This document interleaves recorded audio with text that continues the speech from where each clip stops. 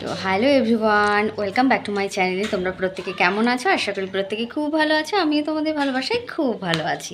তো আজকে সোনাই আর আমি দেখো রেডি হয়ে গেছি, এখন যাচ্ছি সোনাইয়ের বড়মার বাড়িতে। মানে সোনাইয়ের বাবার হচ্ছে মামার বাড়িতে।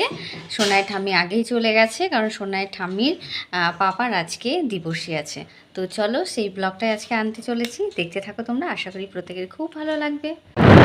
তো এই দেখো আমরা এখন বেরিয়ে পড়েছি তিনজনে মিলে। এখন যাচ্ছি সোনাই বড়মার বাড়ি। সোনাই ঠাম্মি আগেই চলে গেছে।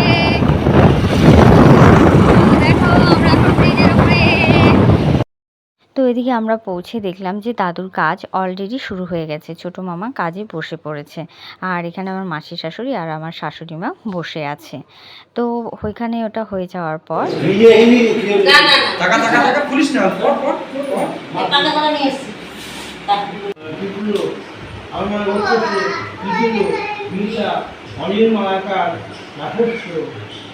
তো এদিকে দেখো আমি এখন চা বসিয়েছি। যে ঠাকুরমশাই পুজো করলেন, বললেন চা খাবে, তো লিকা চা এখানে এখন বসিয়েছি। আমাদের জনম দুঃখিনী রান্না করছে কাঠে। জনম প্রতিদিনই করো? এখানে কাঠে ভাত বসিয়ে দিয়েছে আমাদের। দেখো যে মহারানী, ঢাকনা কোথায়?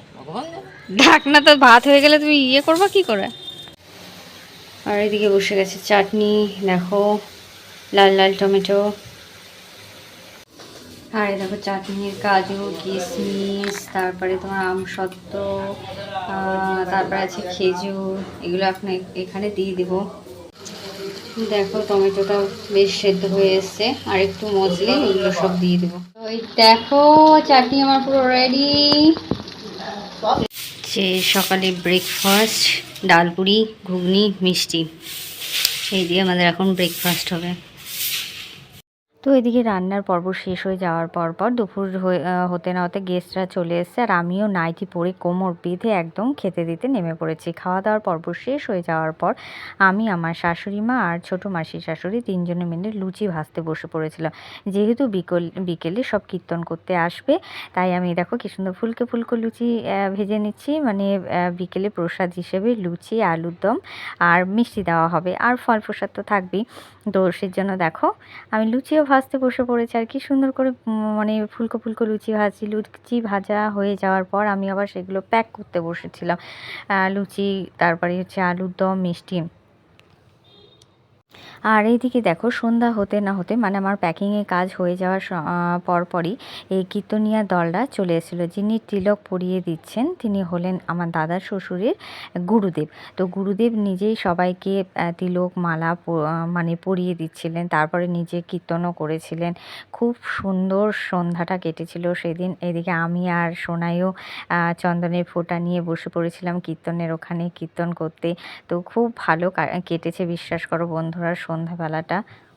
তো হ্যালো বন্ধুরা, দেখলি তো আজকে পুরো ভিডিওটাই আমি যতটা পারলাম তোমাদের সঙ্গে সব শেয়ার করে নিলাম, কি হয়েছে না হয়েছে।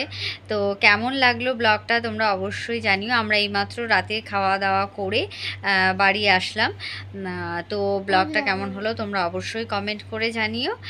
Radhe Radhe, good night.